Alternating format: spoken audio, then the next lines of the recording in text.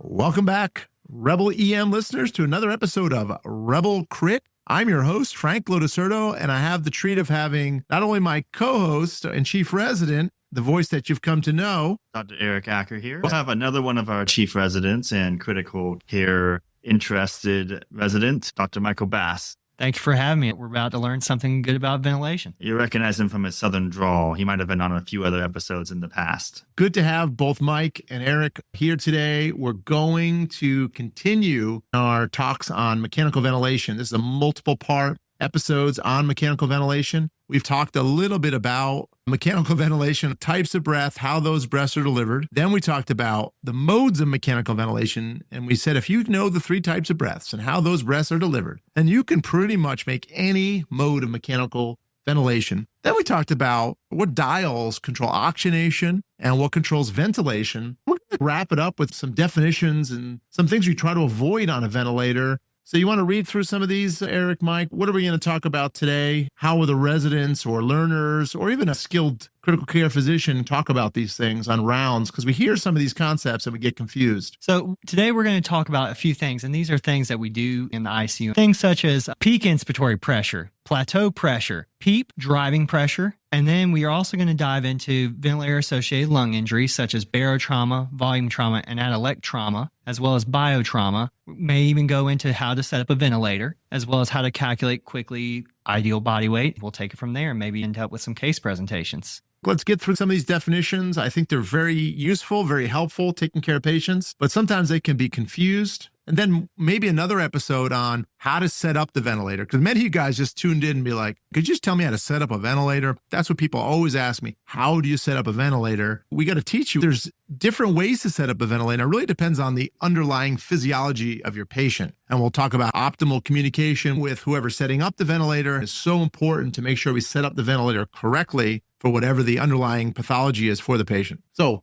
let's dive in. Peak inspiratory pressure, or PIP. This is something the ventilator shows us. We see it all the time. Sometimes we ignore it. Other times it's alarming and we can't ignore it, or the therapist may tell us about it. Peak inspiratory pressure, or PIP, is telling us is the total pressure it takes to drive in an inspiratory breath. So to drive in a breath or push in a breath by using positive pressure ventilation, you have to overcome a few obstacles. One is the breathing tube itself. Depending on the size of the tube or some mucus secretions in the tube, you got to push through that. Then you have to push that breath to overcome some of the upper airway resistance, some lower airway resistance, and finally get that air to reach the alveoli. So basically, it is the total pressure to drive in a breath. That's how you think about peak inspiratory pressure. And then the next is the plateau pressure. As that breath is being driven in and we pause the ventilator. So do you guys ever look at the ventilator to find the PEEP plateau? It's not given on the ventilator. So this is a setting on your ventilators where you have to search for it. There will be an inspiratory hold. You hold it down for a couple of seconds. It will give you a number.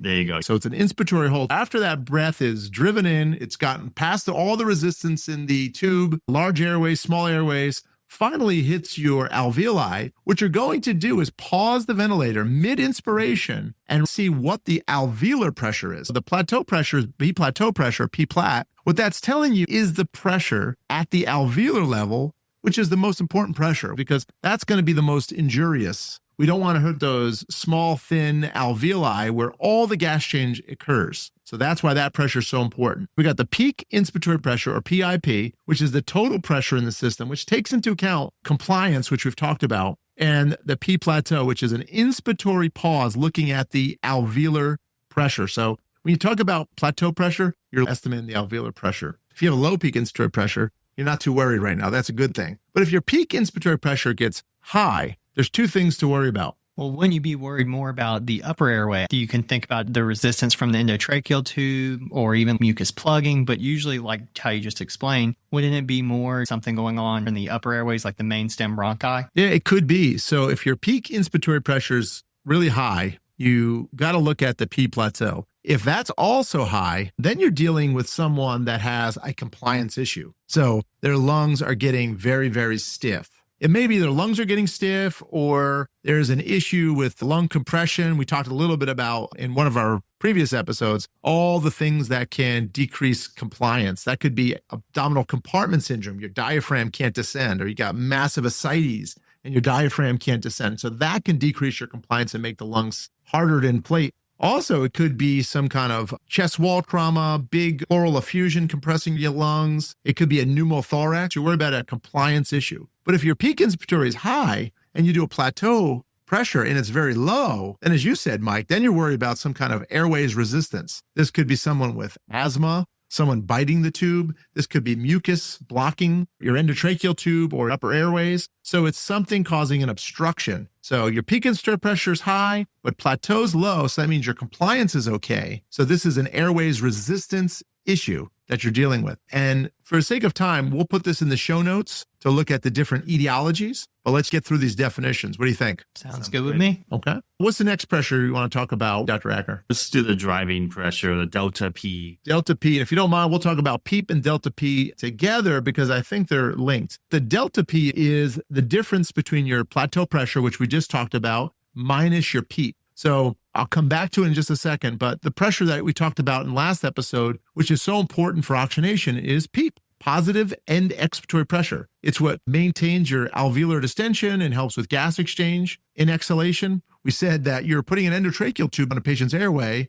so you have a big responsibility. You have a responsibility to oxygenate them, ventilate them, and you also have a responsibility so you don't collapse their lungs. Normally, we keep an intrinsic amount of pressure to maintain our alveoli open, but now that you put a breathing tube and they can't close their glottis, you have to maintain some PEEP for them. You have to maintain some form of PEEP so you keep their alveoli open to maintain gas exchange. So that's why PEEP is so important. In fact, there's been many trials looking at what is the importance. Is it better to go high PEEP or is it better to go low PEEP? And there have been 3 trials, and none of those 3 trials showed by themselves any benefit, any mortality benefit. There was the alveoli trial, the LOVES trial, the EXPRESS trial. But in a meta-analysis by Brielle and colleagues in JAMA many years ago, they looked in the sicker patients, those with moderate severe ARDS, higher PEEPs may be beneficial and can improve mortality. So PEEP is important, but I think PEEP's important for what I'm going to talk about now, which is the delta P, the driving pressure. We talked about this P plateau, which is the alveolar pressure, minus the PEEP being our delta P. If I inflate the lung and in inspiration, I pause it and I get my plateau pressure, that's great. I'm oxygenating my patient well, and my PEEP is too low. What happens is the alveoli is going to deflate, collapse. Then I got to add more and more pressure to reinflate that lung, and I've caused problems with gas exchange because I got an atelectatic alveoli, and then I got to reinflate it, open it up. That's going to cause some traumas. That's going to cause atelectrauma.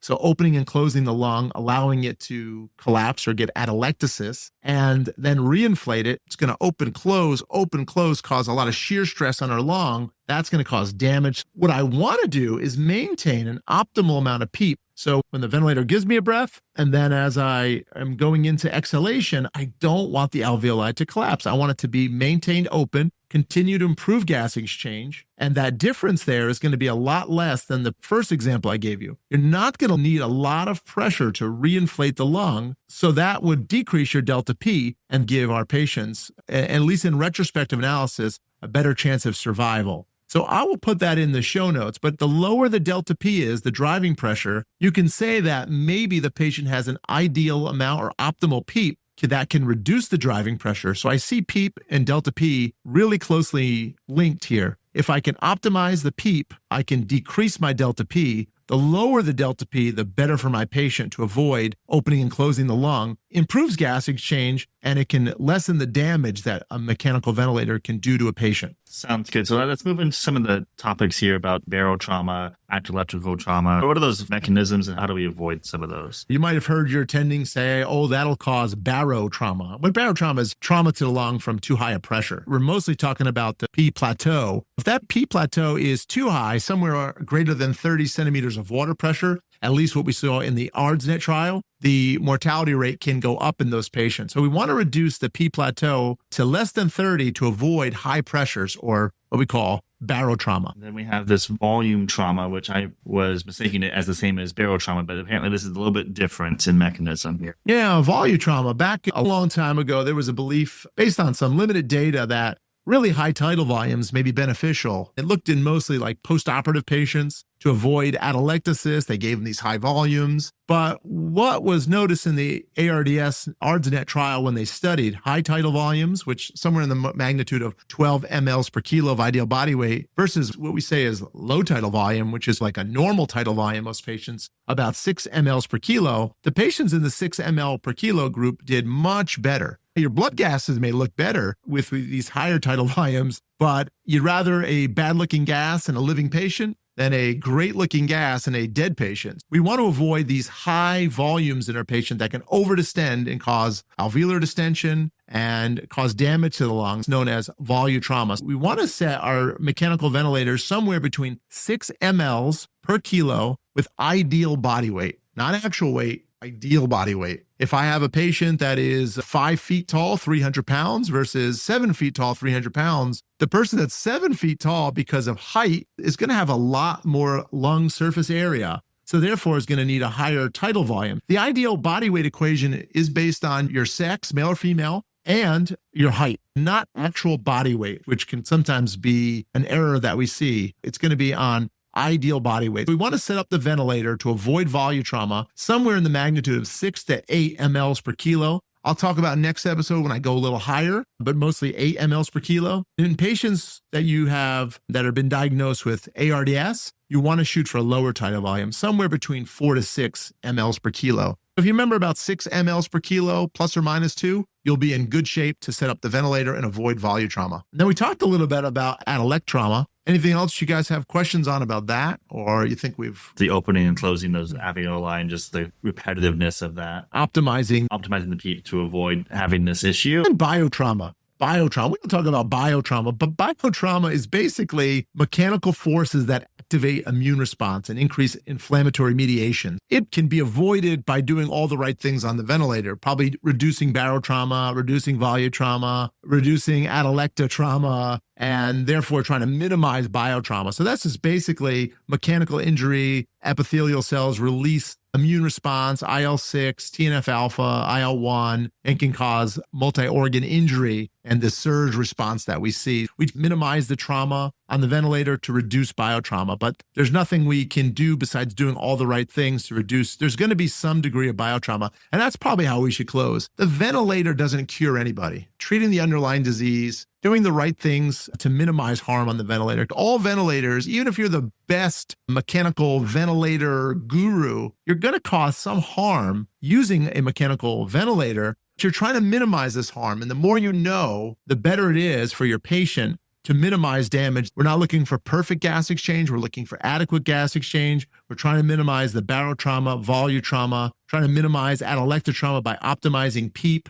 And then all these things hopefully will reduce the amount of biotrauma that can be caused. So I think we went through a lot of concepts here. We went through peak inspiratory pressure, the total pressure driving in a breath, airway resistance and compliance. We talked about the PEEP plateau, which is the estimated pressure at the alveolar level. PEEP, it's one of the main factors in oxygenation. But again, we want to optimize that PEEP so that we can reduce the driving pressure. And then we want to minimize all these other traumas, barotrauma, volutrauma, biotrauma, and try to minimize the harm that we do in our patients on a ventilator while we treat the underlying disease. This is just a supportive tool to treat the underlying disease. I know it's a scary tool. You know, I said in my first episode, I was really scared of it. But again, the more we know about it, the less harm we'll do to our patients, ideally. No, I think that wraps it up pretty well. Just remember to come back and listen to some of these episodes and refresh your memory on some of the vent modes and whatnot. But we're going to get to clinical scenarios and treatments. So we'll get to that. Yeah, that's going to be exciting. Episodes. Please tune in for that one. That'll be really exciting. And we'll see you next time, Rebel EM listeners.